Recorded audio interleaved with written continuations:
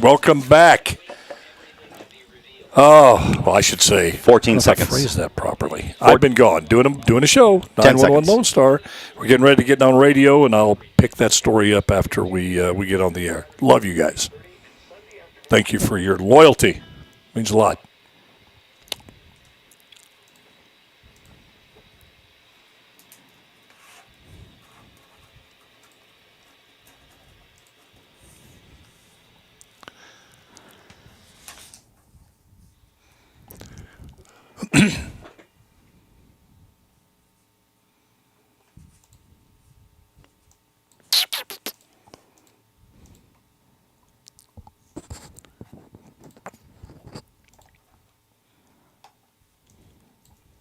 All right, here we go.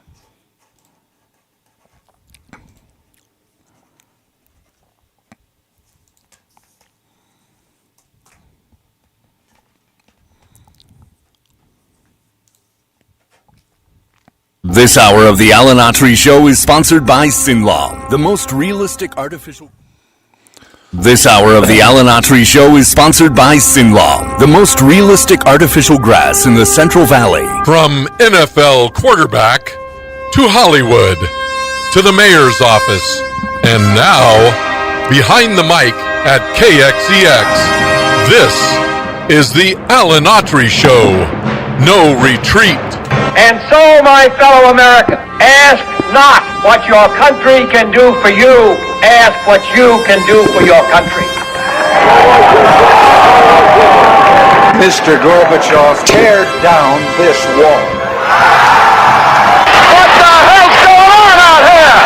Everybody clapping out there. Nobody. That the only thing we have to fear is fear itself. Today, I consider myself the luckiest man on the face of the earth. I'm not fearing any man. Mine eyes have seen the glory of the coming of the Lord. So, 5 seconds left in the game. You believe in miracles? Yes! Unbelievable. We at last,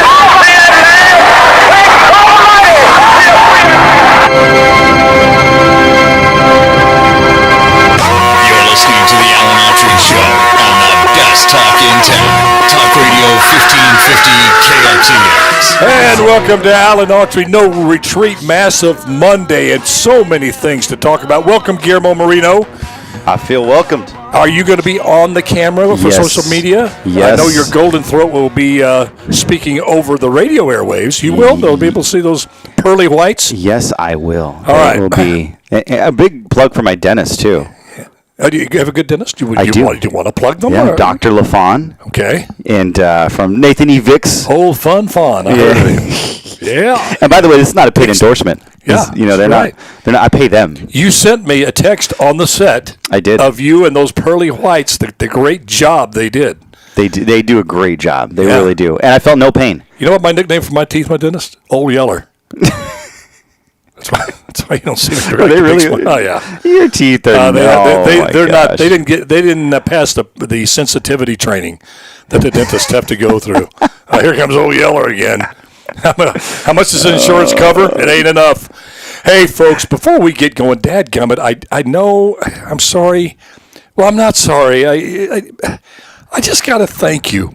Again, I know I do this often, but all you younger folks out there, when you get my age, they say you either get mean as hell or sappy. You just you cry at everything or your heart gets hardened. Well, I've kind of gone the first way. I just so thankful for everything, just to wake up in the morning and have a day on this earth to try to be a better person.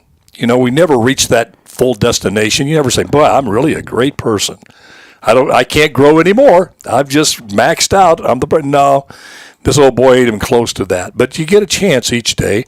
If you're lucky to right some wrongs, maybe to make that phone call of apology, just say thank you to people that have meant so much to you in your life. And you folks listening and watching that followed me from, I've had folks that followed from the football days when I stunk up the field at Green Bay all the way through my struggling career as an actor and through Heat of the Night, me as, running for mayor and all those years, that stayed with me and kept contact with me through various means that I've never met personally, but I felt your prayers. I felt your good wishes coming my way. And driving back from the show, by the way, I think I told you this last week, I got cast on this season 911 Lone Star, Rob Lowe series there. And I played a Texas Ranger, the chief of the Texas Rangers. And it was kind of ironic. I was doing a scene there this past Friday. And I'm the old chief behind the desk telling the young law enforcement folks to go get the bad guys, hold them accountable. And I'm thinking, my gosh, that used to be me on the other side, the younger cop. And Carol O'Connor was on the side, the old chief, getting it. And but hey, I just thought the irony of that. But so thankful to have been cast in that part. I love it. It'll be coming up this season. They're doing 13 shows. They're talking about me doing more. That's awesome. So we'll see, possible spinoff. But just driving back, just thinking, couldn't wait to get back in the saddle with Guillermo here and just love this 1 hour that we get to spend with each other talking about important stuff, getting some laughs along the way, stuff maybe not so important to get a little relief, but a lot of stuff going on, and God has blessed me with, small little platform, but you know what? The platform's growing. That's another reason I want to thank you all. Whether it be radio or social media, we're growing bit by bit, this Autry's Army that believes in faith, family, country, and believes in loving others, even if they don't agree with us, even if they diametrically disagree with us, whether they have the same faith we have or no faith. Our faith, most people that watch, I have some atheists that watch it. I got atheists that I know that are friends of mine, he may not believe in God, which he doesn't, but he believes in going out and help people better their lives, the homeless, the hungry, the kids, and all that stuff. And so we have values. We have some absolutes. We believe that this is not just a world of gray area. There's faith, family, and country are three of the most important principles that you can build anything around, including a country. In America's situation, which is founded on those three principles, if you jettison that, hey, that's your choice, but you're not going to have the country that it was founded upon. You can have a country that's atheist, that's completely does not allow for Christianity, which many countries don't. That's why they hate us. You have them that folks that don't want what they call the family unit, the traditional family unit, a mother and a father, saying that that's the best way to raise a child. If you say that, that's people are out to get you for that. And then being patriotic doesn't mean you blindly believe your country is the best and has never made mistakes, i.e. slavery, i.e. not allowing women the right to vote till way too late down the line. But you compare it around the world, the freedoms we have in this country are unlike any other country that has ever been in existence. And those mistakes that were left out of the Constitution, which is a document based on godly principles and godly freedoms given to man by God, not by man, so they can't be taken away by man. That's what we believe in. There was self-correcting things in that Constitution. So black folk got the right to vote way too late, got freed from slavery, thank goodness for Abraham Lincoln and all those who fought for the Union there. And, it's, I tell people literally, not America love it or leave it. We've heard that saying, America love it or leave it. I truly ask this question. You say you don't like this country. What's wrong with that? Well, Guillermo, let me ask you. Love it or leave it. Yeah, I know. America, love it. For the right brethren. I love. What's wrong with that statement? Well, I don't have anything. I embrace. Finish your thought, and then I'll. My thought is right because that's usually a triggered response. And triggered me. I've been known to be triggered. I've been known to. A button can be pushed on me from time to time, but I try to keep the rational thought, the lack of real pure emotion out of it, because decisions driven by emotion and words driven by emotion don't usually bring people together. You got to live on what you know, not what you feel. And even as a Christian, if you just went on how you felt. Boy, I don't feel good today. Everything's going wrong. My relationship's gone. The health's gone. No job. You don't feel like saying, thank you, Jesus. But you should because he's in control. So you live on what you know, not what you feel. But I would like to respond to those people that bash America and say that America is responsible for all the ills in the world. Then if America as a superpower would go away, there's people out there, many of them, millions, that voted in this past presidential election, will either say that out loud or tacitly approve of it, that if America was reduced to not just a mini power, but inconsequential in terms of the world, its impact on the world, that the world would be a better place. And it just doesn't add up. It isn't there. It just, I say, what country would you pick? Because there's, in any situation in the course of history, there's been a dominant power. Roman Empire, going down the line, you go the Russian Empire in Europe. There's just go down Attila the Hun, whatever. There's been dominant powers. Would you want it to be communist China? Would you want it to be Russia? What country out there checks all the boxes for you to be a great country? One that you say, man, I can't wait to go there because they have it all together. If America would just be like them. And I can't tell you, Guillermo, you're younger than me, but I grew up in your 20s, 30s, 40s even, with this constant phrase, well, they do this in Europe. If we'd only do this like in Europe, there would be, and then you look at how Europe's doing it, and it's pitiful. As Jed Clampett would say, it's just pitiful. You want to do it like the French do it? They can't know whether they don't know doo-doo or wind their watch to solve the problem. Italy, they're about ready to go. Greece, they want to retire everybody at 50. I mean, England, boy, they're really kicking butt over there, economically and socially. The Middle East, my goodness, let's all move to Qatar. They got it together over there in Qatar. Hey, go ahead. Tell me the country that's got it together that makes America. My point. Let me, because we have a wide audience, and we have individuals that aren't necessarily on the right. You're not on the right per se. I'm on the right. You're on the right, but you're not. I'm not in a box. You're not in a box. So first of all, let me tell you that there's no country that has it perfect. All right, there's zero. Countries some of them have really dark pasts, even worse than ours. Gosh! And by the way, makes us look like Boys and Girl Scouts. And by the way, bad things happening to people wasn't just a long time ago. Bad things happen to people right now in other countries. Right now, as we speak, there are Christians being slaughtered. So just because it's not making the headline news does not mean it's not happening. So this is my first thought. But it's funny we mentioned this because I have a good friend. And we were talking about this, America, love it or leave it. And I had said, I subscribed to that. And, she had said, oh, that's such a rough view to have. We're a melting pot. And I said, well, it's not that I want to force people to love America.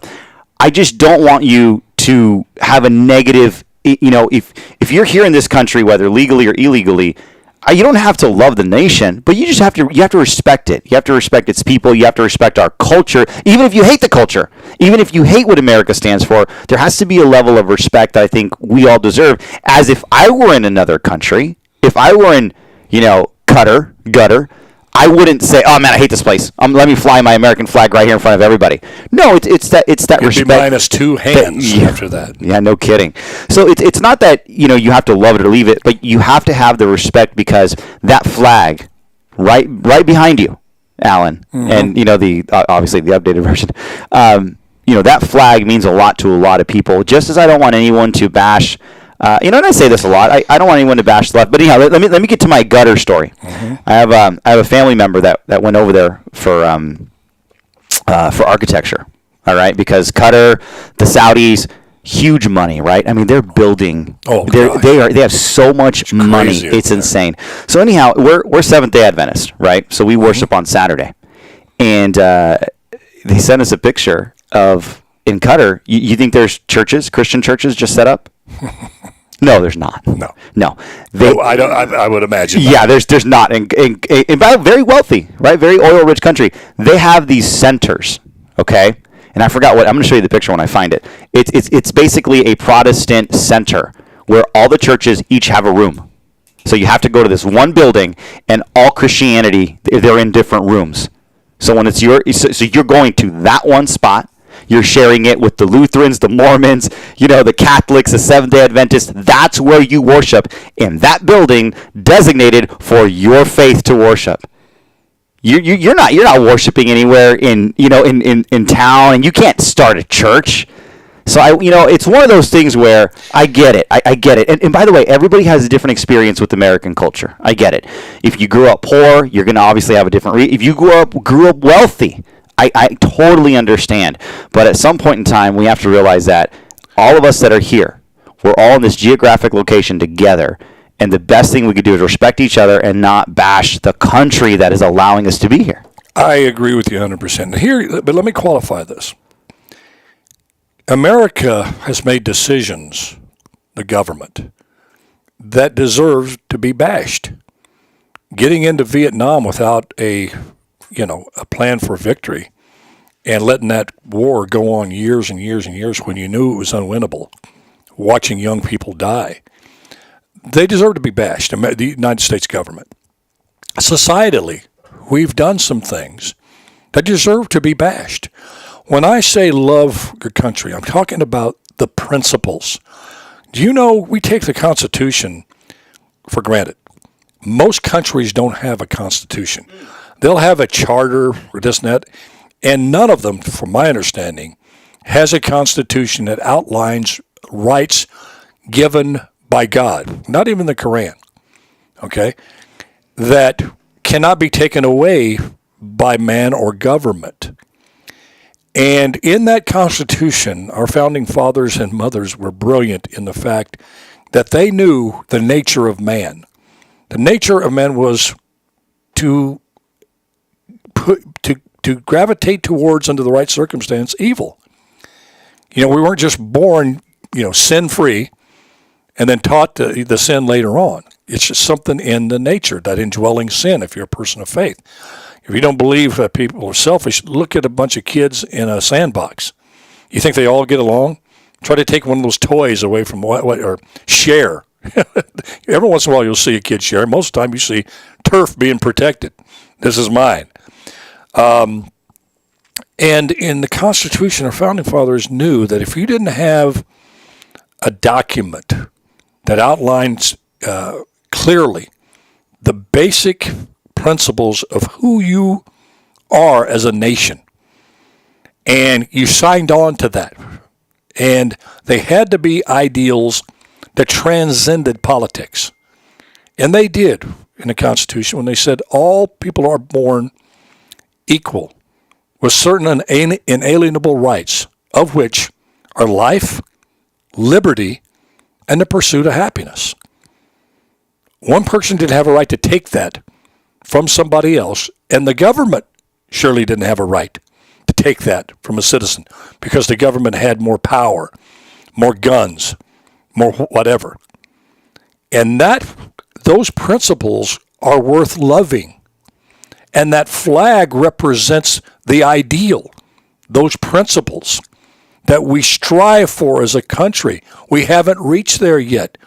But if you didn't have those basic principles that you've sworn your allegiance to, and you start saying, well, I don't believe there should be certain unalienable rights of life, liberty, and pursuit of happiness for certain political people. I don't think Trump deserves that. I don't think Biden deserves that. There are exceptions to that. And again, if you go out and break the law, you violently have, there's justice also in that Constitution. But it has to be equally applied justice. That sounds like a pretty good principle too, doesn't it? That you can't go out, the government can't use its massive power to target somebody with an unequal application of laws because they don't like that person. And that's what's happening to Trump, clearly. Everybody knows that. Chuck Schumer even knows that. But he has put the politics of his party over that. And some people on the right. So when I say love America, I say love the principles. Life, liberty, and the pursuit of happiness. And everyone should have equal access to that. Okay? Not to just blindly love America in every decision we make, whether it be from the courts America texting. or whatever. It is. No, that's Facebook. You have been officially suspended. I would have got that. They're all coming up. Instagram. The little one Rumble says, "Go on, preach it." Hey! I want to ask you now that we're on the topic. So, what do you think about this TikTok ban? And by the way, it's not a ban. I think it's way past due. Yeah, I don't think. Well, no, you can't let China run crazy and steal stuff. They've been stealing us blind. They don't allow these exchange students to come over, go to Yale, go to North Carolina State, and then stay in America and be part of building a great America. They have to go home. They take all of that information home that they get taught. Hopefully it's the woke agenda so they can start tearing China down. I see it both ways. But, buying land all over the country. That I'm a little bit, but I see it both ways, Alan. They can see you through this. You put on TikTok right now, Xi Jinping's going, "Oh, I like his teeth." he said text to Autry. That's it. No, so let's take a step back. He's like a TikTok. He's a TikTok addict. First of all, Xi Jinping is a TikTok addict watching us. So it's the funniest reality show he's ever seen. Go ahead. Let me ask you this. So I can see it both ways. Do I care about TikTok? No. Do I care if TikTok gets banned? I really don't. Let me tell you why. And this is based off of what I know. If my you mean done away with? No more TikTok? No. If a Chinese company owns it, I don't see necessarily a problem with that. Now, before everybody starts, I know you're getting. Let me explain myself here, okay? Number one, what information does it have? Does it know that I'm looking for new shoes? Okay. Does it know that I need more? What are the Chinese going to do? Hold on, wait. I'm gonna tell you. Hold on. Absent and I get it. It knows your keystrokes. It knows this. Why do the Chinese want so much data? And we know, but you know whose fault it is if we can't control the minds of our young people ourselves. This is just a farce. We need to do a better job as Americans. The mind influence thing is one thing. You can debate that. I'm talking about things more pragmatic. The reason China had the best lockdowns, by best I mean they were able to get more people locked down quicker than any country in the world. People died being locked down. They were able to round them up. Yeah, sure. Put them in lockdowns and punish the dissenters.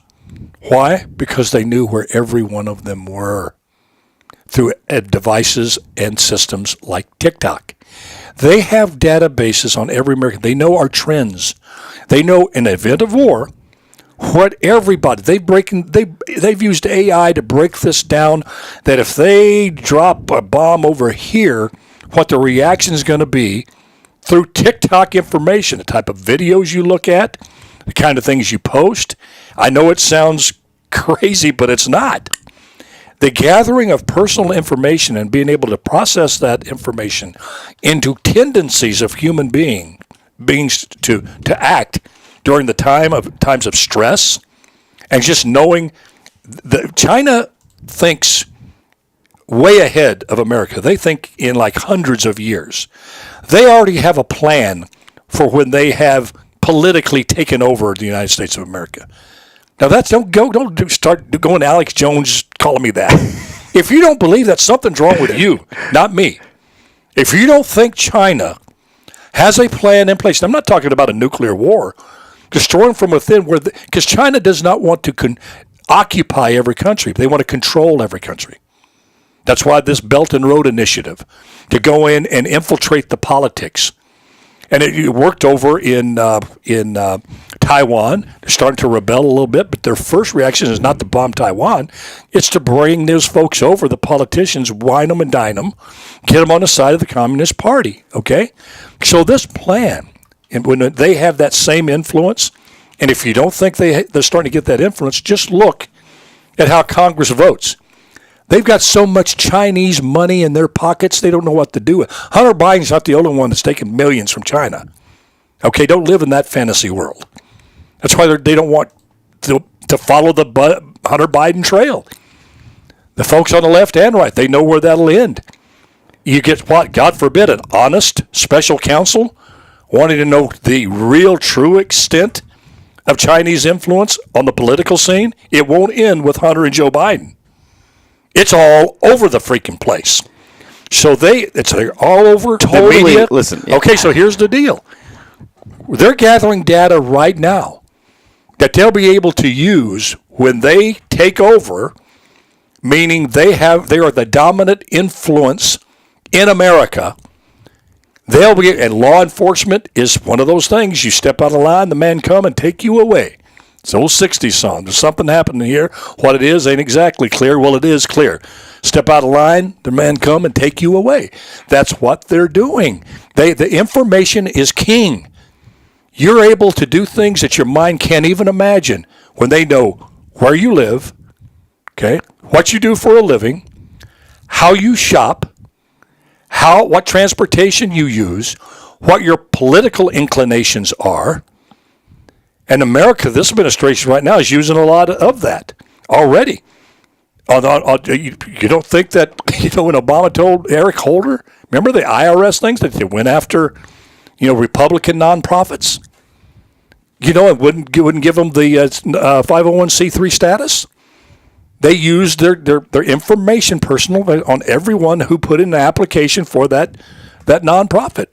And if you didn't fit the political mold that they agreed with, you didn't get it. A whistleblower blew them up. That was just one little thing. So that's why TikTok, the ability to gather massive amounts of personal data on every American should be in the hands of an American country. In America, or at least an ally. And sure, it could be used for nefarious reasons, even by someone in America. But I'd rather roll the dice with that and have a better chance with them than having communist China and its allies, Iran and North Korea, have all that information. Your retort, a wise and wondrous one. So listen, let's just be real here. Is China the only country that has connections to apps that I'm sure there's tons of other countries that own apps that are infiltrating our IT. You know what it's like? It's like all those other countries with their apps were pushing marijuana and alcohol. China with TikTok was pushing crack. Totally addictive. So addictive. Listen, but they have the best. It's addictive. They had the best. It's like fentanyl. It's like social media fentanyl. That's what TikTok is. It's that addictive. You just ask around, and adults, children alike.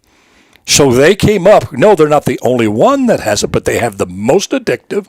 That's most used by far in America is TikTok. Facebook's a bush trying to be a tree compared to TikTok. Let me premise this with saying, if it is a danger to our military, if we're giving away national secrets, I think it is a problem. However, I think we also have to stop thinking that TikTok is the Chinese main way that they're going to get at the Americans, because it is one of, a huge arsenal. I think, did you ever watch the movie Wag the Dog? Yes, with Dustin Hoffman? way back when. Remember that? It's look over here. What year was that? What year did that come out? Oh, gosh. I don't know. It was for 1970 something. It wasn't that late. No. But let me get way before 2000. You're in 2024. Apps, the reason why apps are so successful these days is because they collect data. TikTok is not the only one that's collecting data. Everything you use, Alan, is collecting data on you. My point is this. We have to do a better job at educating our youth and making sure that Americans, that they get it, that they're not so easily swayable. If they're swayable by TikTok. Youth. Guillermo, this country was successful with TikTok. They're getting people in their 60s and 70s hooked on this crap. You know the reason I don't go on it? I know I'll get hooked. I never thought I would almost have a heart attack if I misplaced this. I used to say, boy, you can't live without your phone. But that's not because you need to go get some therapy. I lost this the other day for like 20 minutes, and I thought my world was going to come down. But that's because I'm hooked. You're hooked to the connection to your family. You're not hooked to because of the news or Facebook or TikTok. It's got everything on it. It's got everything that I have. It's got my bank accounts. It's got everything's on there. My contacts. I wouldn't even know you. I don't memorize your number. Well, maybe that's not a bad idea. And back in the old days, memorize people's numbers, but carry cash. It's like a loaded gun. If you use a loaded gun properly, you can defend yourself against bad people. Times get tough, you can go out and kill you something and eat it if you get hungry. But if you don't know how to use it, you can blow your head off cleaning it. Oh, I didn't know that bullet was down there. Or you can hurt somebody else if you misuse it. You blow your toe off, blow your head off if you don't know how to use that gun. This is the same way. And China has learned to use this and the apps for very, very nefarious reasons.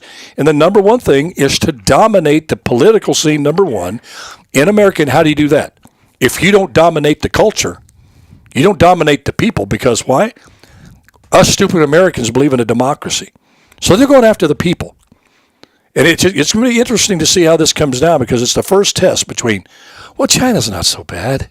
Did you see the things on TikTok? I'm not saying that. How bad can communism they're be? Not bad. Did you see the dunk contest that Mayor Dyer was on? All of that stuff. The dancing monks. I'm not saying they're not bad. I'm just saying we need to realize the real threat that China poses, and it is not through TikTok. I beg to differ that it's part of the whole comprehensive Very plan. tiny part. You're not going. I think the nuclear war would be ignited by some doofus in the Middle East or in Washington accidentally, or one of the countries in Europe pushes the wrong button, boom. It's not going to be by China. Why? Because China needs the world running smoothly, because they got 1.2 billion people. That you talk about nationalism. Somehow nationalism in America is a bad word. You tell me one country that's not nationalist, that think about their country first. Yeah, for sure. You think China doesn't? And they want people, Americans, to buy their stuff. They want Europe to buy their stuff. They want South America to buy their stuff. They want Australia to buy their stuff. Why? Because they know if they don't provide for that 1.2 billion people, they can say, hey, we got nothing to lose. Let's take down the government. They tried to do it in Tiananmen Square. Things were kind of rough. They learned a lesson. They blended some certain amount of free market capitalist principles with oppressive social communism to keep people in line. And for right now, it's working. It's starting to show some cracks. But you got to understand, the way they want to defeat America is without firing a shot. It's through manipulation of the culture. And you do that with things like TikTok. And the thing is, and the information that they gather from it. So get into American company, put a filter on that, what have you. Are we going to take a break? By the way, because I want to get to, but I want no breaks, no breaks, no stops. Jeez. If we ever were to get into a conflict with China, trust me, the American government would be able to shut down TikTok in a heartbeat. So the theory of, you know what, if we go to war, they're just going to be able to talk to millions. Yeah. We're going to be able to shut it down in time. Yeah, that's like putting a tourniquet around your throat after the guillotines come out. Quick! Put a tourniquet around his Adam's apple. Sorry, a little bit too late. That is not. My head's rolling along there. That is a horrible analogy. That is an absolute not accurate analogy. That is so freaking accurate. That is not true. That I'm just laughing because it's funny. Because I want to get to a topic you brought up off before we came on, because it just kind of blew me away. Yeah. And I want to save a little time for that. But so we had a couple other subjects, but I want to go to this Yale guy. Well, we'll talk about Biden's apology. Can you believe that? Apologizing to a murderer for calling him illegal? You know, and Lake and Riley, you know, she's not even had her funeral yet, and you're doing an interview apologizing to the murderer for hurting his feelings and insulting him? I mean, we got to talk about that, because to me, I got physically nauseous listening to that. And I said the other day, I don't hate Joe Biden. I'm pulling for Joe Biden. I pull for him to have a turnaround, his road to Damascus moment, where he becomes the leader that we need and the world needs. So I'm not dismissing him. I pray for miracles. I believe in miracles. Why? Because I made a living for 30 years in Hollywood with this face. I have to believe in miracles. I absolutely do. Okay? But to say that, it was just, and I think it is such a bridge too far, and you're left shaking. But anyway, we'll get to that tomorrow because we only have time. Even without a break, boy, we can get going. That's going to be our new name, Tick and Talk. This whole thing about fear of Trump being a dictator, a threat to democracy, a strong man, and if you vote for him, you will never vote again. You'll be forfeiting your vote because he's going to take your right to vote away.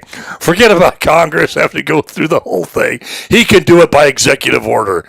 Take away your right to vote. They're out there spouting this crap and expecting people to believe it, and a bunch of people are believing it. Yeah. Calling about a straw man.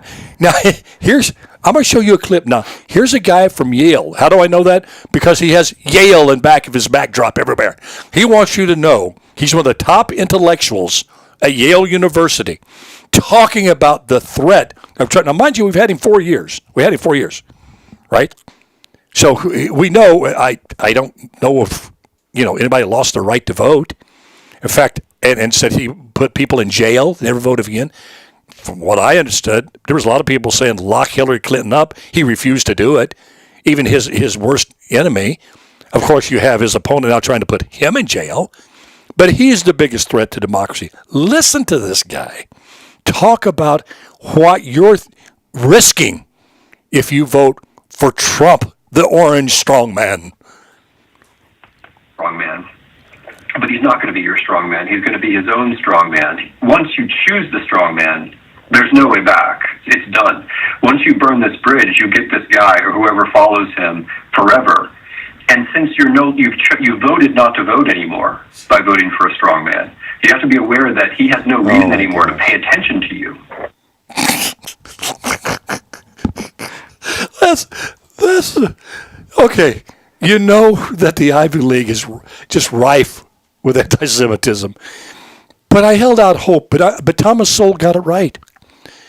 That group of colleges that held themselves up as the bastion of intellectualism, the intellectual elite, that you have to take out a $500,000 loan to maybe go for a half a semester there because you're going to be imbued with this brilliance that's going to set you apart from everybody else. All you lowly, dumb, idiot Fresno State Bulldog graduates from Fresno State. This guy is one that they put out to say that if you vote for Trump, he's a strongman that's going to take your right to vote away and will put you in prison and because of that, will have no reason to listen to your wishes as a citizen because there won't be democracy anymore. Guillermo, please help me here. Let me give you the... Dude, people, God, you give them eyes, but they do not see. You give them ears, but they do not hear. Listen to this guy. Let me just, first of all, this strong man, I have the biggest argument that refutes this. If he were such a strong man, wouldn't he have just stayed in office after January 6th? Because that would have been the definition of a strong man. I got to go. What the hell's wrong with a strong man? Do you want a weak man? Who to define that? In World War II, we had a strong man named Franklin Delano Roosevelt fighting another strong man, Adolf Hitler, and Hirohito, another strong man. But our strong man won because he made strong decisions. Go ahead. He's mentioning what he's talking about is a dictatorship. He's talking about a tyrant. That's what he's referring to. Say it. That's what he's referring. Say tyrant. Say dictator.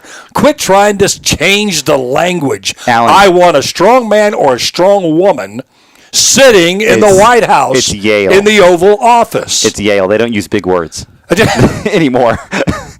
But the absurdity of it. It's just okay, let's take this strong man out.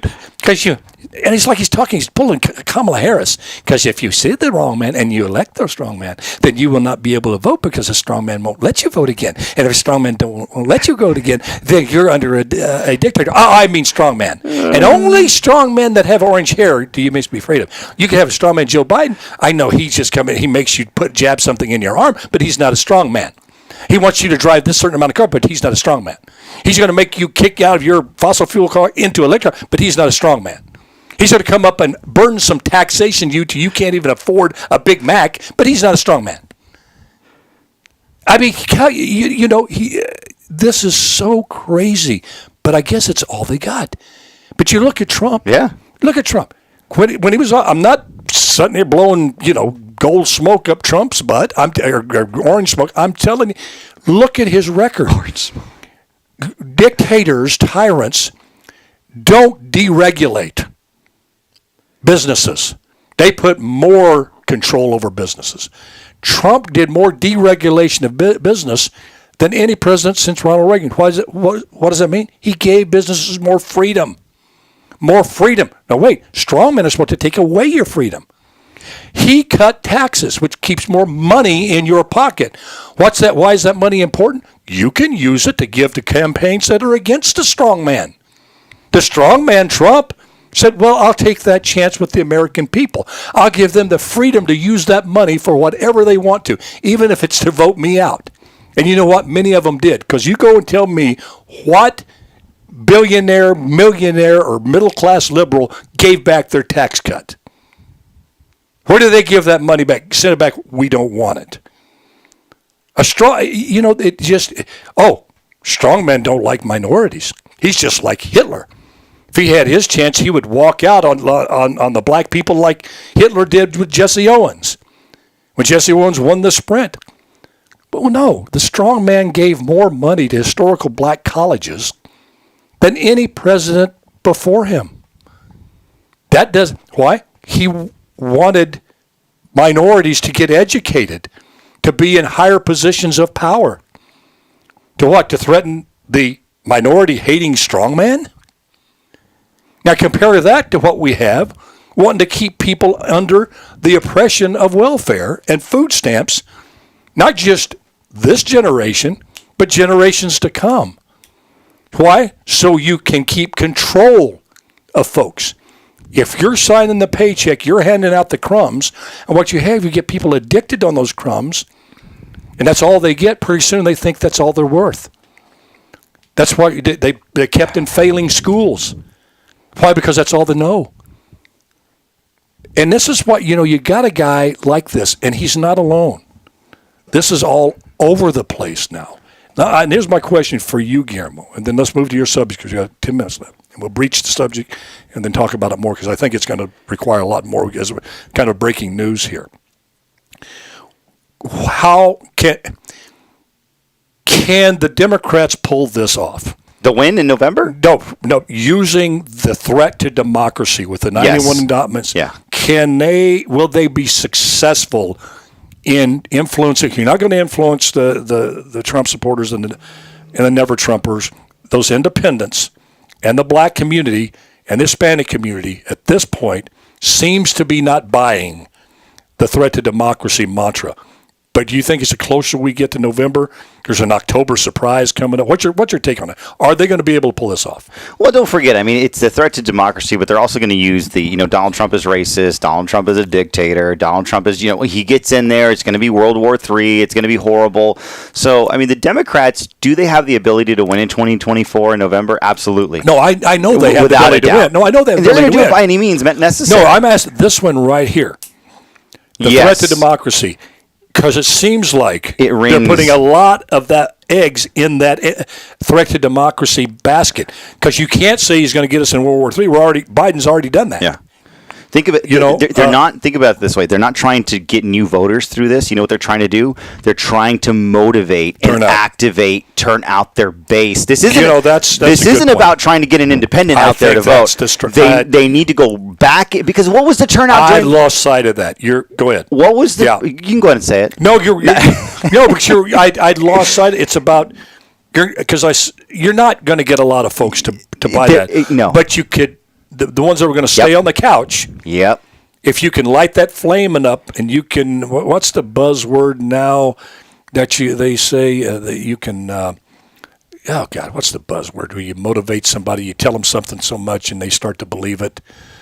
Anyway, there's that's using it as a motivational tool. That's what I'm trying to do. That's what So, hey, I want to. Yes, go with the next. And by the way, we could talk about that can be another hour, just the campaign strategy the Democrats are going to use. But hey, let's breaking here locally. The Sun, SJV Sun, story by Daniel Gligich.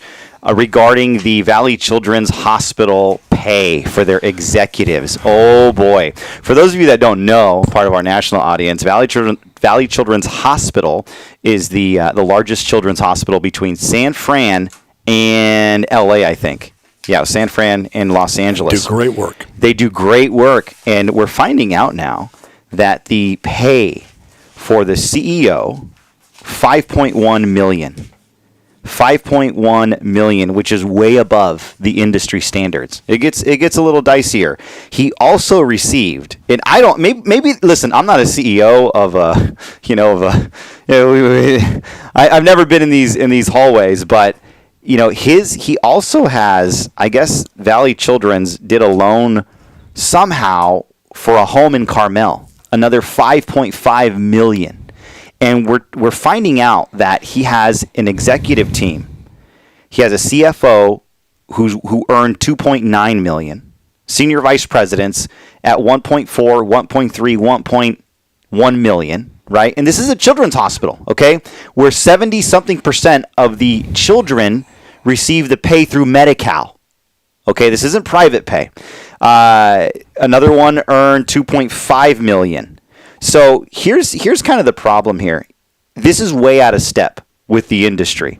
Valley Children's is the nation's 16th largest hospital, right, by bed space. However, when comparing other children's hospitals, that executive payroll is not that high. So Valley Children's has an executive payroll total of $26.9 million. What's another big children's hospital that we all recognize? St. Jude. St. Jude. You know what their executive pay is? $14.14 million.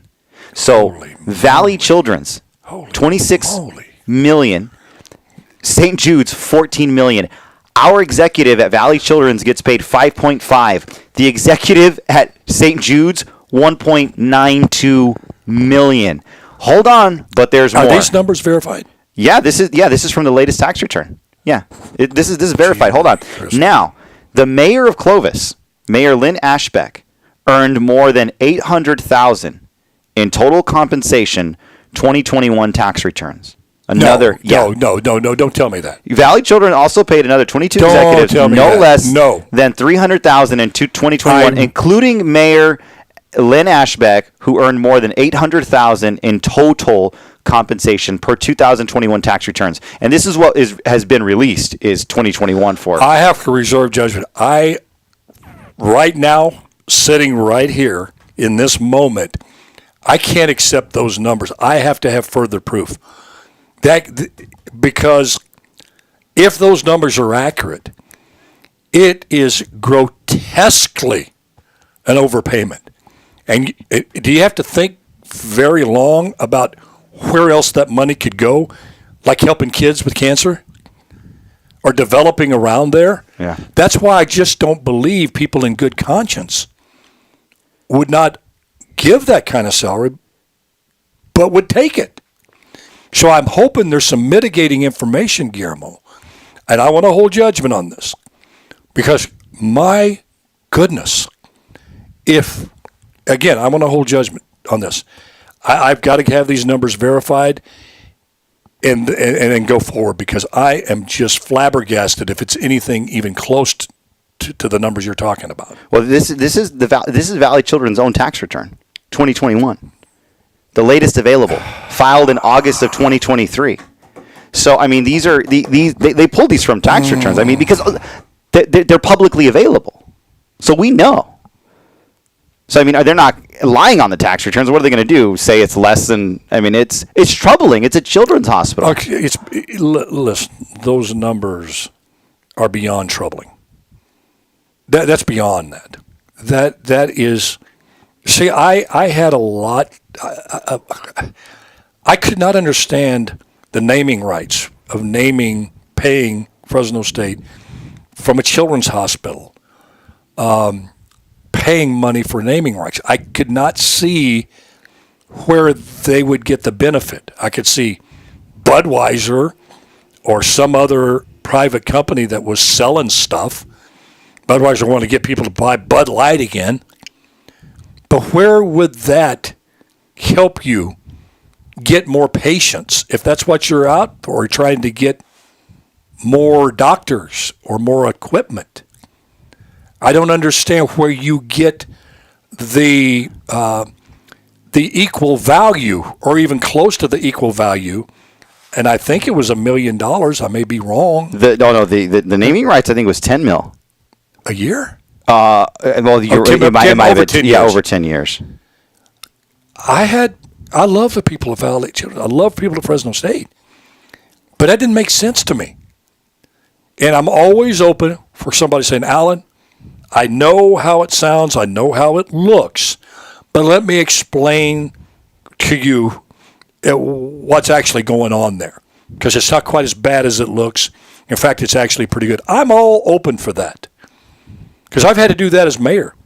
I've had to set people, I know this sounds, having to take this utility situation over here and making this change here that affects the consumer and police and all that.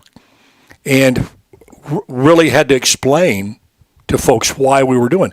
And after having done that, many times we got more support. Sometimes people said, well, not enough for me. I still disagree with you, Mayor Autry. And that's all right. But these numbers, oh my gosh, and you're talking about people I know that are friends, that are friends. Well, I mean, what can be the explanation? Hey, we brought in twice that? Would you be okay with that? How do you measure what positive influence that you've got, what your contribution? How much does he get a year this year? 5.1? Let me go back. Where can you show us where you produced even close to that in improvements or moving forward? 5.1, yeah. In the board situation, what did you do what service did you bring there that validates that salary that you're getting?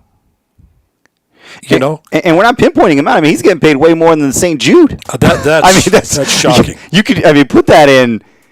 Let's just say he brought $30 million in, right? I mean, you look at the industry. I mean, St. Jude is and I don't want to say it's the pinnacle because we do damn good work here, but I mean, St. Jude is kind of the bar. Well, to have something so far out of I don't know the other children's hospitals. I'd like to look at. They're all lower. They're all lower. Yeah, they got. By the way, SJV Sun. Go to the article, SJV Sun.